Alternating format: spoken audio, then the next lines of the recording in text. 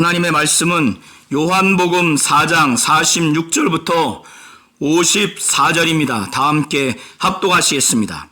예수께서 다시 갈릴리 가나에 이르시니 전에 물로 포도주를 만드신 곳이라 왕의 신하가 있어 그의 아들이 가버나움에서 병들었더니 그가 예수께서 유대로부터 갈릴리로 오셨다는 것을 듣고 가서 청하되 내려오셔서 내 아들의 병을 고쳐주소서 하니 그가 거의 죽게 되었음이라.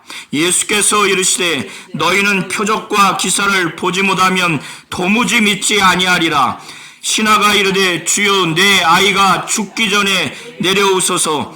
예수께서 이르시되 가라 내 아들이 살아있다 하시니 그 사람이 예수께서 하신 말씀을 믿고 가더니 내려가는 길에서 만나서 아이가 살아있다 하거늘 그 낫기 시작한 때를 물은즉 어제 7시에 열기가 떨어졌나이다 하는지라. 그의 아버지가 예수께서 내 아들이 살아있다 말씀하신 그때인 줄 알고 자기와 그 온 집이 다 믿으니라. 이것은 예수께서 유대에서 갈릴리로 오신 후에 행하신 두 번째 표적이니라. 아멘. 하나님은 예수를 통해서 전달하신 하나님 아버지의 말씀을 믿고 순종하기를 원하십니다. 예수께서는 요한복음 12장 48절부터 그 이하를 통해서 말씀하시기를 자신이 친히 말씀하시고 이르신 것은 자의로 한 것이 아니라 아버지께서 내게 말할 것과 이룰 것을 친히 명령하여 주셨다고 말씀하시면서 그가 하신 그 명령이 자기는 영생인 줄 알기 때문에 자기에게 말하라고 한 것, 자기에게 이르라고 한 그걸 그대로 이르노라 이렇게 말씀하셨습니다. 그렇기 때문에 다른 선지자와 사도들과 전혀 질적으로 양적으로 하나님의 계시의 말씀이 다른 겁니다. 예수에게는 감이 없어요. 죄악이 틈탈 여지가 없습니다. 그렇기 때문에 그가 하신 말씀은 100% 하나님 아버지의 말씀이요 100% 하나님 아버지의 명령입니다. 그의 명령이 우리에게 계명되어야 거기에 우리가 순종했을 때 우리에게 영생이 있는 겁니다. 예수께서는 사마리아 여인을 겪으면서 그가 불신앙적인 믿음과 이제는 세상의 참 구주라고 하는 완전한 믿음에 이르는 것을 경험했습니다. 그런데 하루아침에 그렇게 된 것이 아니에요. 예수께서 사마리아 여인에게 야곱의 우물물에서 물을 좀 달라고 했을 때 이 여인은 예수를 유대인의 남자로 본 겁니다. 그리고 난 후에 내 남편을 불러오라고 했을 때 내게는 남편이 없습니다. 그러니까 내가 남편이 없다는 말이 옳도다. 내게 남편이 5이 있었지만은 지금 있는 자도 내 남편이 아니다. 그때 이 여인은 예수를 선지자로 여긴 겁니다. 그리고 난 후에 여인이 자기 조상은 이 산에서 예배를 했는데 당신들의 말, 유대인들의 말은 예배할 곳이 예루살렘에 있나이다. 예배 장소와 관련해서 물었을 때 예수께서는 여자여 내 말을 믿으라. 이 산에서도 말고 예루살렘에서도 말고 아버지께 참되게 예배할 때가 이른다. 아버지께 참되게 예배하는 자는 영과 진리로 예배할 때가 온다는 거예요. 성령과 진리 안에서 예배할 때가 온다는 겁니다. 그것이 바로 이때라는 거예요. 하나님 아버지는 자기에게 이렇게 영과 진리로 예배하는 자, 성령과 진리 안에서 예배하는 자를 찾으신다는 거예요. 그렇게 말씀하시면서 하나님은 영이기 때문에 예배하는 자가 영과 진리로 예배할지니라, 예배해야 한다. 이렇게 말씀하시면서 이걸 듣는 사마리아 여인이 예배와 관련된 이 모든 것들을 자기가 메시아 곧 그리스도가 오실 줄 알기 때문에 그가 오시면 우리에게 모든 것을 알려주실 것이라고 그때 예수께서는 말씀하시기를 내게 말한 내가 크다, 메시아다. 그래서 여인은 메시아 그리스도로 믿고 자기 동족에게 가서 자기가 행한 모든 일을 내게 말한 사람을 와서 봐라, 그리스도 아니냐. 그래서 많은 사람들이 그 여인의 증언을 믿고 예수께 막 몰려왔어요. 예수를 보고 싶어서. 그런데 거기서 더 나가서 이 예수의 말씀을 듣고 싶은 거예요. 하루 종일, 며칠이고. 그래서 우리와 함께 유하기를 간청하니까 예수께서 이틀을 유합니다. 아침부터 저녁까지 예수의 말씀을 직접 듣는 이들은 얼마나 행복하겠습니까? 예수에게는 죄의 요소가 없어요. 그러니까 하나님의 아들인 그가 말씀을 증거할 때 그 말씀이 얼마나 권세가 있고 얼마나 권위가 있고 얼마나 영력 있고 영감이 있습니까? 이 세상에 어떤 위대한 부흥사, 어떠한 목사님보다 비교할 수 없을 만큼의 은혜로운 말씀, 그런 말씀을 그들은 직접 친히 들은 거예요. 친히 들었다고 하는 것은 간절한 마음으로 마음을 열고. 그러니까 그들이 사마리아 여인에게 자기의 행한 모든 것을 그가 말하지도 않았는데 말하더라. 이 메시지, 이 간증, 이 내용과 비교할 수 없을 만큼 여인과 비교할 수 없는 예수에게 직접 친히 이틀 동안 아침부터 저녁까지 어마어마한 말씀을, 영감 있는 말씀을 들으니까 친히 이제는 참으로 그가 세상의 구주라는 것을 믿음이 생겼어요. 여인과 여인의 증언으로 그들이 사마리아 민족이 고대했던 메시아 그리스도, 이거를 타에부라고 하는데 그 정도로 믿고 예수를 왔는데 이틀 동안 그 정도가 아니라 친히 들어보니 세상에 참 구주다, 이렇게 완전히 변화됐어요. 이거는 제자들도 이런 고백을 하지 않았고 동족 유대인들도 이런 고백을 하지 않았어요. 왜 이런 결과를 맺었습니까? 예수께 친히 들었기 때문에 그래요. 마음을 열고 장시간 동안 삐딱하게 듣지 않고 예수로부터 예수의 말씀을 가감없이 막 쭉쭉, 어린아이가 막 어머니의 그 젖을 쭉쭉 빨아듯이 완전히 받아들이니까 이렇게 변화된 거예요. 우리 성도님들이 여기서 잘 하셔야 됩니다. 유대인들이 개 취급하고 노예보다 못한 취급한 이들이 예수를 친히 만나서 장시간 동안 친히 마음을 열고 들으니 예수의 말씀은 이렇게 변화시키는 겁니다. 그래서 이 사마리아 여인은 맨 처음에는 유대인 남자로 여겼다가 선지자로 여겼다가 그 다음에는 그들 민족이 고대하는 그리스도로 믿었다가 이제는 참으로 세상의 구주로 이렇게 믿음의 상태가 완전히 변화된 거예요. 그러니까 예수를 신앙의 대상, 믿음의 대상으로 여긴 거예요. 곧 경배의 대상으로 이렇게 여긴 겁니다. 그런데 이 예수는 이틀을 머문 후에 이제 갈릴리로 가는데 이 갈릴리 지역 안에 나사렛에서 예수는 컸어요. 베들레헴에서 태어났지만은 그 당시 헤롯 대왕이 죽이려고 했기 때문에 도피해서 자라나기를 나사렛 지역에서 자라났습니다. 갈릴리 지역 안에 나사렛, 아주 변두리. 그렇기 때문에 넓게 갈릴리 지역을 자기 고향으로 생각하신 거예요. 그런데 사마리아 민족을 지금 생각할 때는 자기 자신을 신앙의 대상, 믿음의 대상, 곧 경배의 대상으로 이렇게 자기를 높였지만은 갈릴리 이 사람들, 자기 고향 사람들 보면은 너무 참담해, 너무 개탄스러워. 그래서 자기 고향으로 이틀 후에 가시면서 제자들에게 친히 말씀하시는 거예요. 친히 예수께서 뭐라고 말씀하시는가 한번 보시기 바랍니다. 44절에 증언하시기를 선지자가 고향에서는 높임을 받지 못한다. 이것은 격언의 내용을 자기 자신에게 지금 적용시키는 거예요. 선지자가 고향에서는 높임을 받지 못한다는 거예요. 선지자가 자기 고향에서 높임을 받지 못한다고 했을 때 높임을 받지 못한다고 하는 것은 예수 자신에 대해서 신앙의 대상, 믿음의 대상으로 여기지 않는다는 거예요. 높인다고 하는 것은 신앙의 대상, 믿음의 대상으로 여긴다는 겁니다.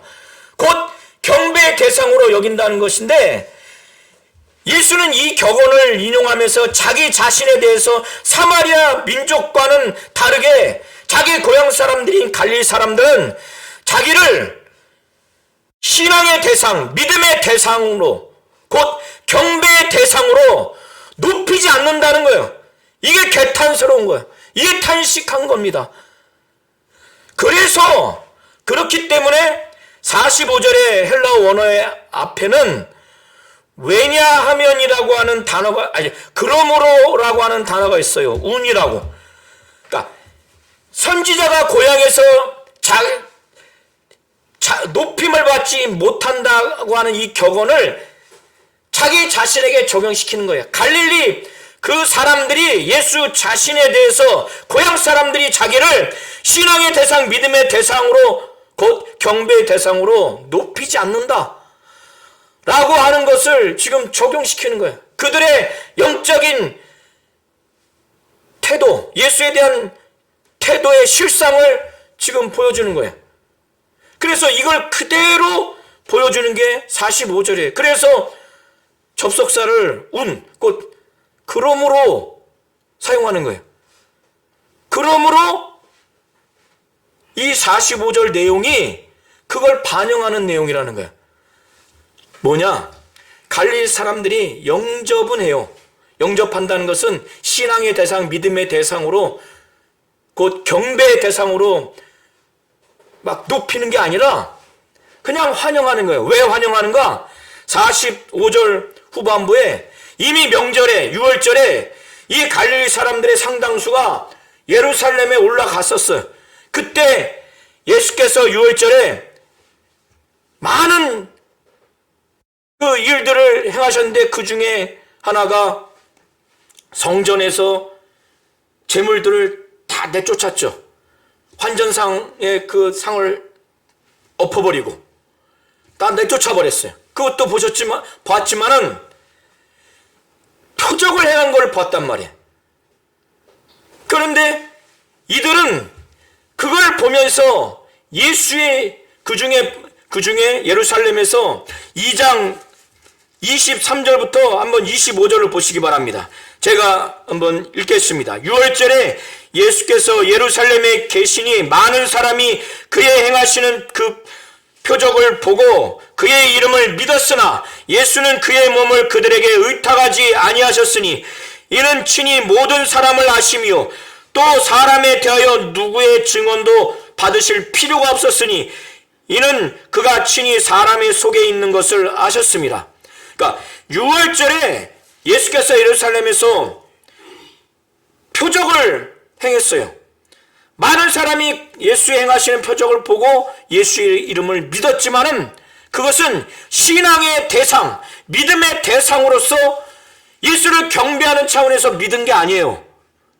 이해하시겠죠? 자, 그래서 45절에 이 갈릴리 사람들도 그 중에 있었는데, 이들도 자기 고향 사람들이 그런 표적을 행하기 때문에 이제 갈릴리 와서 우리 고향에서도 그런 표적을 행할 거니 기대하지 않겠습니까? 그러니까 좋은 거야. 그러니까 환영을 하는 거예요. 그리고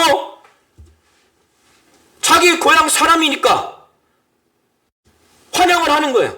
신앙의 대상, 믿음의 대상, 곧 경배의 대상으로 영접하고 환영하는 게 전혀 아닙니다. 이해하시겠죠? 그래서 45절 앞에 원어가, 접속사가 그러므로 이렇게 44절의 격언을 인용한 선지자가 고향에서는 높임을 받지 못한다, 이 말씀의 구체적인 그 현상으로서 설명된 것을 바로 표현하기 위해서 그러므로 이렇게 표현을 한 거예요. 그러니까 자기를 영접한 갈릴리 사람들이 예수를 향해서 어떤 신앙의 자세와 태도인지 예수가 가장 정확하게 잘 알지 않겠어요? 아니, 예수는 전지하신 분인데 그걸 몰라요? 이 갈릴리 사람들, 이 사람들 자기를 믿음의 대상, 신앙의 대상이 아닌, 경배의 대상이 아닌 표적을 보거나 성전에서 성전 척결 사건을 보면서 그거를 좋게 여겨서 여기서도 표적을 행하겠지 이렇게 환영한 것뿐이라는 걸 예수는 너무 잘 알아요. 그렇기 때문에 46절에도 원어에는 헬라 원어로 접속사 운이 있습니다.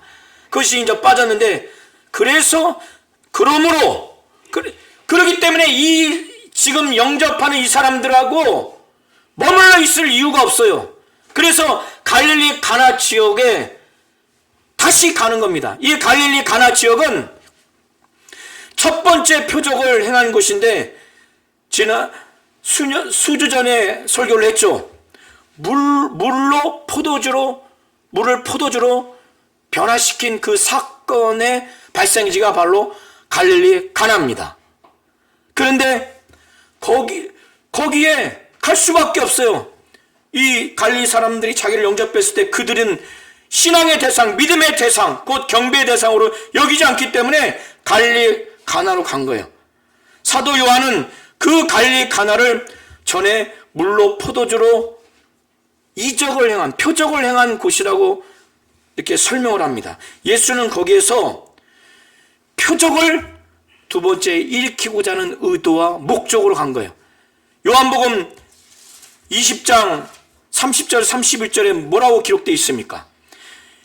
거기에 기록하기를 예수께서 이 책에 기록되지 아니한 표적도 제자들 앞에서 많이 행했다는 거예요.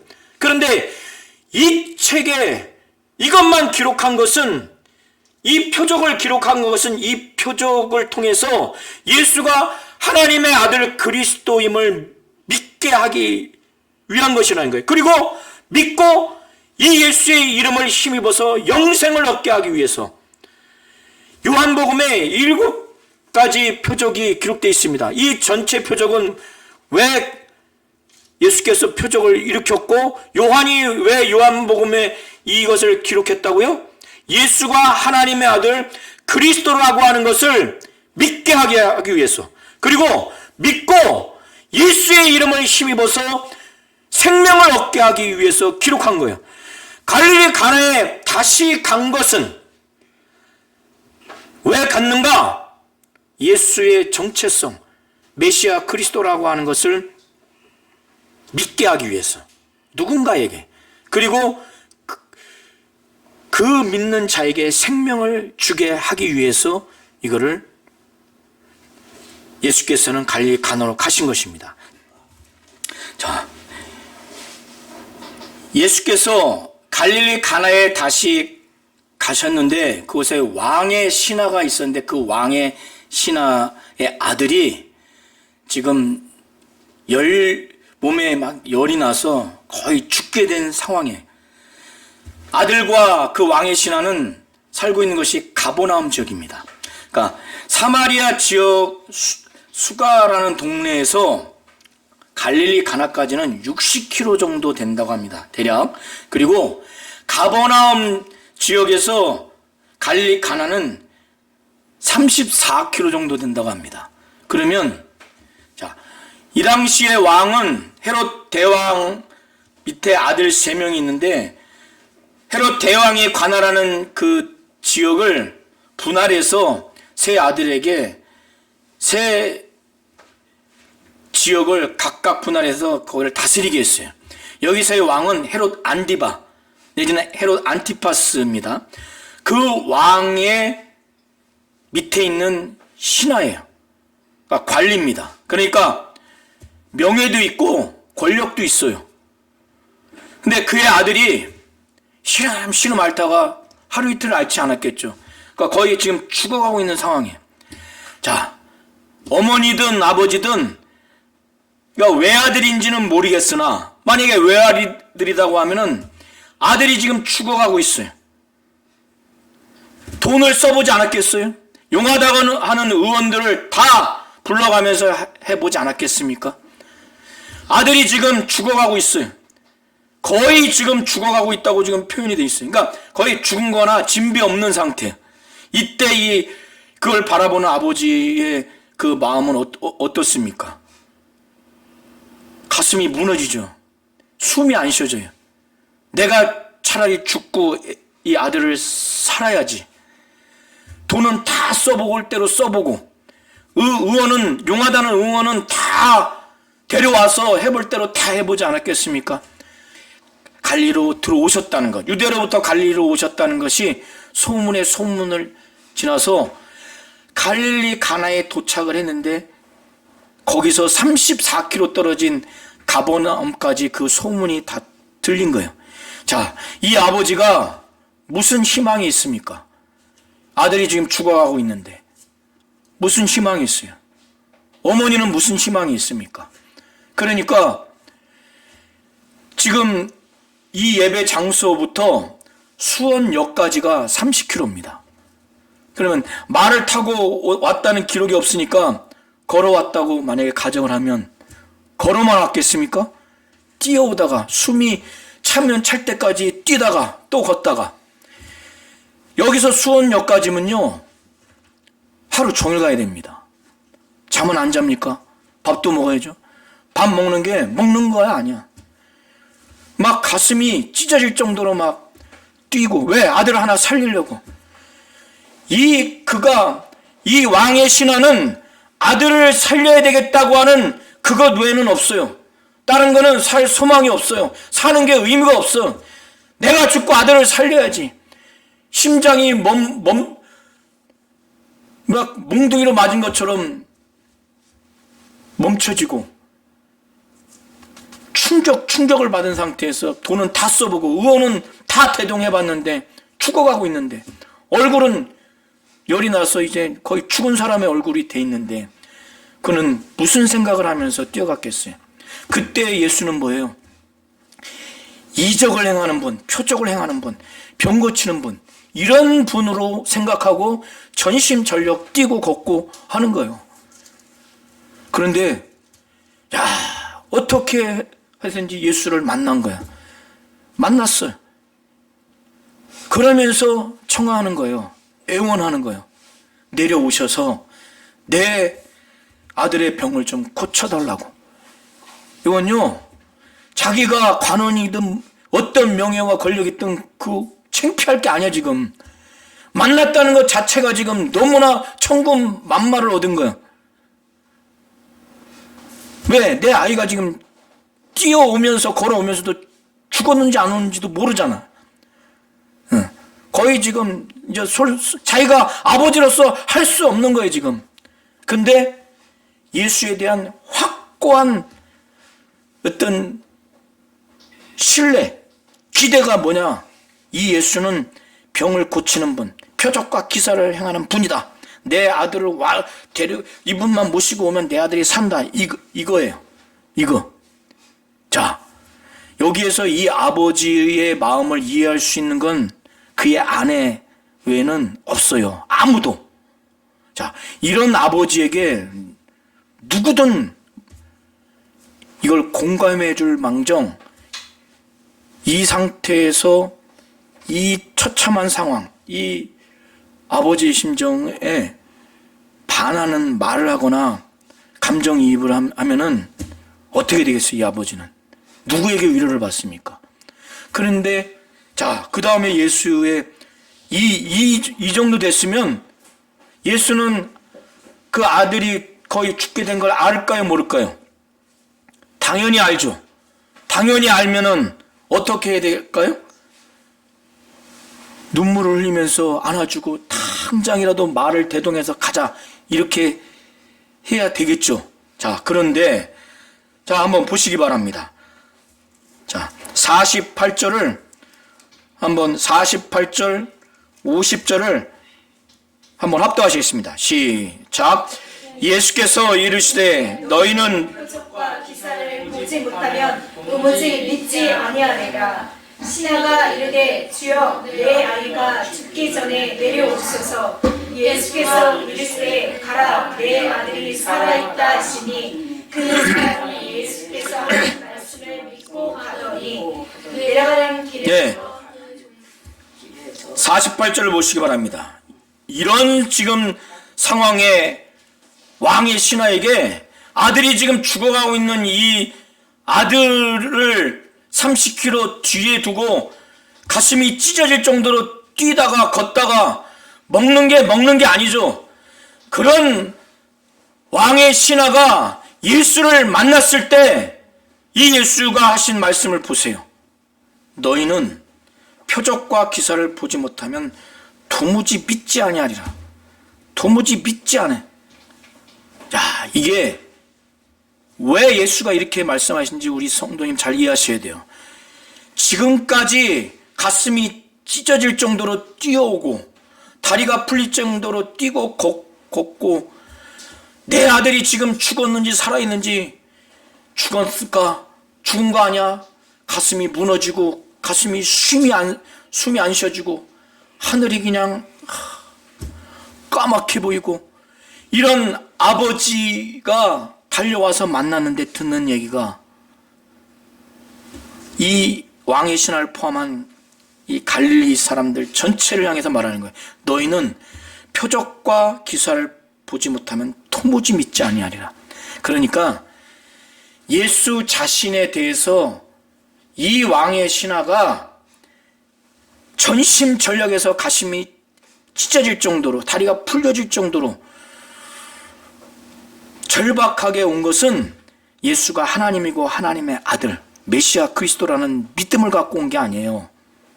내 아들을 살리고자 하는 그 목적 하나로 이 예수를 누구로 생각했느냐? 표적과 기사를 행하는 분, 내 아들을 살릴 수 있는 분, 그렇게만 신뢰하고 온 거예요. 이건 믿음이 아닌 거예요. 그러니까 이런 상황에서 다른 사람 같으면 이렇게 말하면 왕의 신하가 가만 내두지 않습니다. 너 죽고 너 아들 죽어봤어? 네가 나한테 이런 얘기. 보통 사람이라면, 종교 지도자라면 이렇게 할 수도 있어요. 그런데 예수는 이 상황보다 더 중요한 건 뭐냐면 자기를 대하고 있는 이 아버지의 이 믿음이 이 상태로 만약에 머물게 되면은 이건 구원받을 수 없는 거예요. 이건 지옥불에 던져지는 겁니다. 그래서 예수만이 사람의 믿음의 본질, 그 사람의 믿음의 실체를 정확하게 보고 정확하게 판단할 수 있지 않습니까? 그걸 본 거예요. 아들을 살리기 위해서 가슴이 찢어지고 다리가 풀릴 정도로 살고 싶은 소망이 있다가 또 예수를, 치료자인 예수를 만나게 됐다. 힘을 얻고 전심전력 34km를 온 그의 믿음은 전혀 구원받을 수 없는 믿음이라는 것. 그래서 유대인이고 이 갈릴리 사람, 이 자기 고향 사람들 뭐냐면 아주 좋지 못한 성향이 있는 거예요. 뭐냐면 메시아, 이 사람이 메시아인지 아닌지 딱 뭘부터 보냐면 표적과 기사를 행하는가 그거부터 봐요. 그래서 표적과 기사를 행하지 않으면 아예 이 사람에 대해서 알아보려고 하지도 않아. 그러니까 꼭 정확한 비유는 아니지만은 우리가 어떤 분야의 전문가라 할지라도 라이센스 있어? 어떤 증 있어? 어떤 학위 있어? 없어? 그러면 듣는 것조차를 하지 않아요. 접수 자체를 하지 않는 것처럼 이게 지금 예수는 그걸 말씀하는 거예요. 너희는 표적과 기사를 보지 못하면 도무지 믿지 아니하리라. 그러니까 이 왕의 신하도 그런 표적과 기사를 행한 분을 알고 왔지 표적과 기사를 예수가 행하지 않았다 그러면 절대 오지 않아. 그러니까 이건 믿음이 아닌 거예요. 이걸 지적하는 거예요. 이해하시겠죠?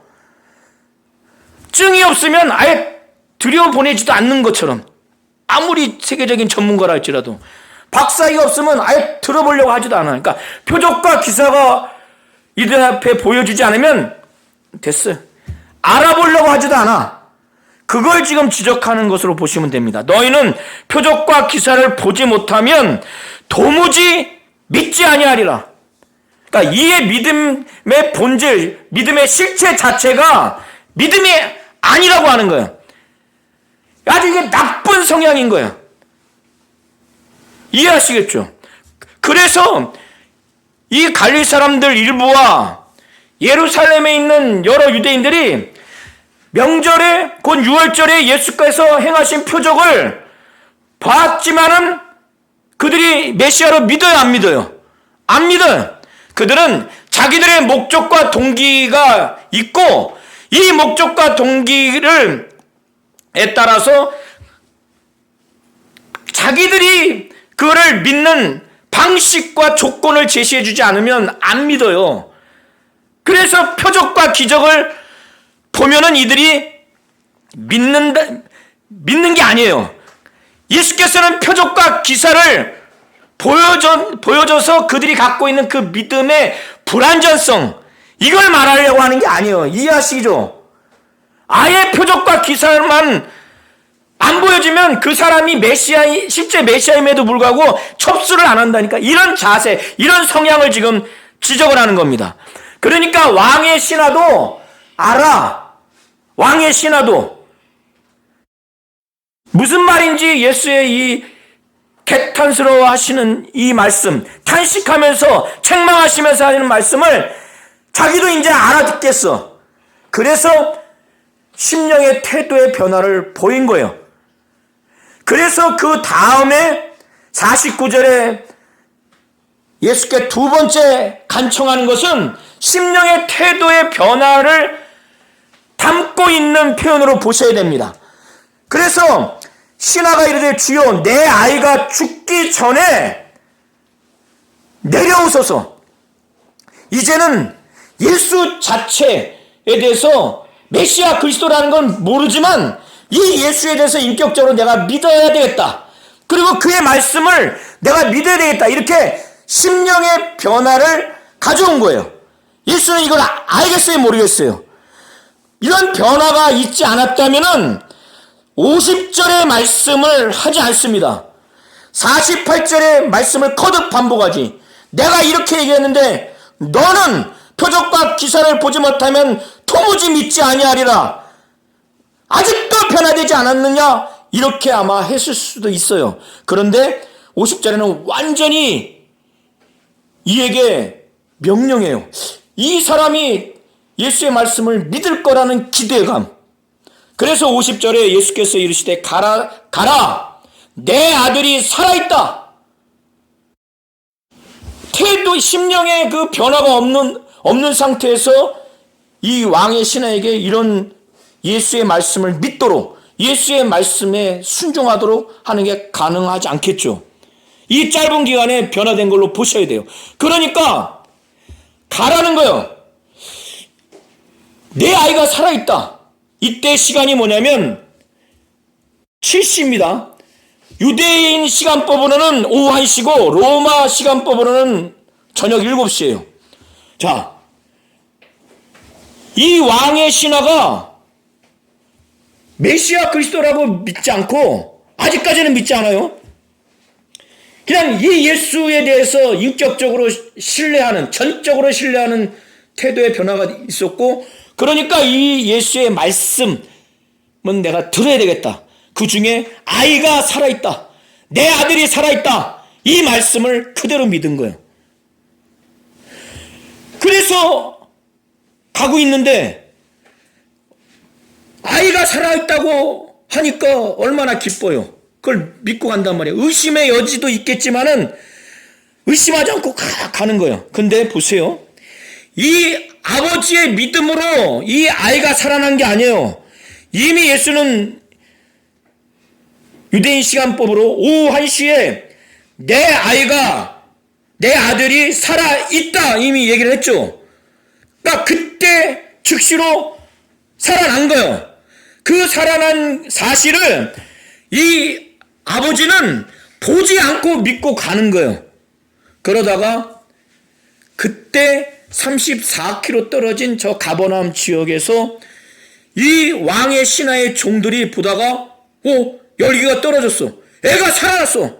거의 죽은 거랑 똑같이 돼 있는데, 그러니까 이들도 막 전심전력으로 갈릴리 가나에 갔던 자기 그 주인 왕의 신하에 알리기 위해서 막 달려가고, 왕의 신하도 막 달려가고 뛰어가고 내려오다가 하루가 지났습니다. 그러다가 딱 만났어요. 그러니까 종들이 아들이 살았다고. 그때 여기에서는 아버지는 기뻤겠지만은 그 기쁨보다 그 살아난 때를 물어요. 살아난 때를. 왜 살아난 때를 물을까? 자기가 믿는 바를 더 확인하기 위해서, 더 확증하기 위해서. 자, 52절부터 54절을 다시 한번 합독하고 마치겠습니다. 그 낫기 시작한 때를 물은즉 어제 7시에 열기가 떨어졌나이다 하는지라. 그의 아버지가 예수께서 내 아들이 살아있다 말씀하신 그때인 줄 알고 자기와 그 온 집안이 다 믿으니라. 이것은 예수께서 갈릴리로 오신 후에 행하신 두 번째 표적이니라. 아멘. 낫기 시작한 때를 물은 거예요. 그러니까 어제 7시에 열기가 떨어졌나이다. 그러니까 이 아버지가 예수께서 내 아들이 살아있다 말씀하신 그때인 줄 알고 그 온 집안이 다 믿으니라. 그러니까 내 아이가 살아있다.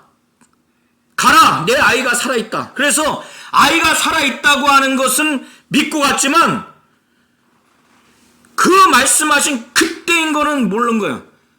아니 그 후에 나올 수도 있고.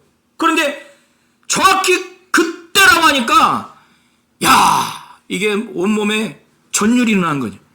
그러니까 이게 일반 선지자도 아니고 그 차원이 아닌 거예요. 그래서 하나님의 아들 그리스도로 믿게 된 겁니다. 여기에는 기록되어 있지 않지만 요한복음 전체 7가지 표적은 하나님의 아들, 예수가 하나님의 아들 그리스도임을 믿게 하기 위해서 기록된 것이고, 예수께서 표적을 일으키신 것이고, 예수의 이름을 믿어서 생명을 얻게 하기 위한 것이라고 이미 요한복음 20장 30절 31절에 기록되어 있어요. 이 표적이 이제 확인된 다음에 이 아버지는 종들에게, 아들에게, 부인한테 다 각각 얘기한 거예요. 나도 내 아들, 우리 아들 살리기 위해서 내가 가슴이 찢어질 정도로, 다리가 풀려질 정도로 예수를 어떻게 생각했는가, 표적과 기사를 행하는 분으로만 내가 가고 그를 어떻게 수소문해서 만났는데, 그때 나를 포함해서 이 갈릴리 민족을 향해서 예수께서 개탄스럽게 여기고 탄식하면서 책망하시더라. 너희는 표적과 기사를 보지 못하면 도무지 믿지 않는다. 그때 내가 심령의 변화를 내가 작정하고 이 분에 대해서 인격적으로 내가 믿어야 되겠다. 이가 하는 말씀 믿어야 되겠다. 그때까지도 나는 메시아, 그리스도, 하나님의 아들이라는 건 난 몰랐고, 그래서 가라고 해서 아들이 살아있다고 해서 내려오는 중에 지금 너희들 오다가 내 아들 살았다고 말하지 않아. 내가 그때 언제냐고 물었지. 그때가 정확히 일치하더라. 이건 사람이 아니야. 그래서 믿은 거다 하니까 부인도 믿고 아들도 믿고 종들, 온 집안이 믿었다고 하는 것은 거기에 모든 식구들, 그 다음에 종들까지 다 믿었다는 거예요. 그러면서 사도 요한은 이 표적을 말하기를 이것은 예수께서 유월절에서 갈릴리로 오신 후에 행하신 두 번째 표적이다. 여기서의 두 번째라고 말한 것은 표적의 의미를 부여하는 거예요. 이 표적은 예수가 하나님의 아들 그리스도라고 하는 것을 믿게 하기 위한 표적의 의미가 담겨 있는 차원에서 사도 요한은 이렇게 말하는 겁니다. 하나님은 우리 성도님들이 예수를 통해서 하나님께서 하시는 하나님의 말씀을 그대로 믿고 그대로 순종하기를 원하시는 거예요. 예수를 향한 우리 성도님들의 신앙의 태도의 태도와 자세를 누가 가장 잘 알겠어요? 보좌 우편에 계신 예수가 가장 잘 알아요. 가족도 몰라요.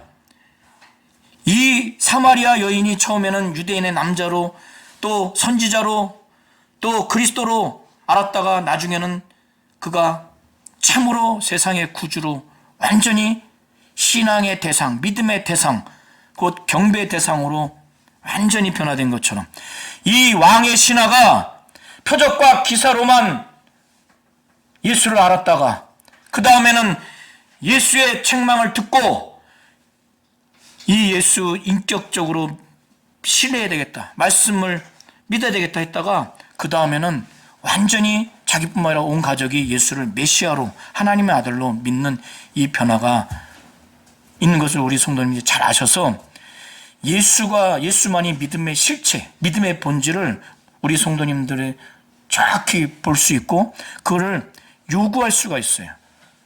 우리 성도님들이 지금 믿음이, 예수에 대한 믿음이 어디에 있습니까? 예수의 말씀을 그대로 믿고 절대적으로 순종하기를 하나님은 원하시는 거예요. 우리 성도님들이 예수가 하나님이고 하나님의 아들이며 메시아 그리스도일 뿐만 아니라 그를 통해서 하시는 하나님의 말씀을 절대적으로 믿고 내가 순종하려고 하는지 이걸 잘 아셔야 돼요.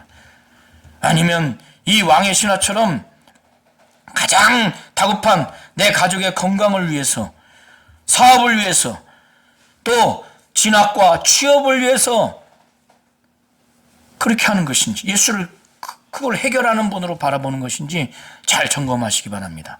하나님은 예수를 통해서 하시는 하나님의 말씀을 절대적으로 순종하고 복종하고 예수에 대한 온전한 믿음을 갖기를 하나님은 원하십니다.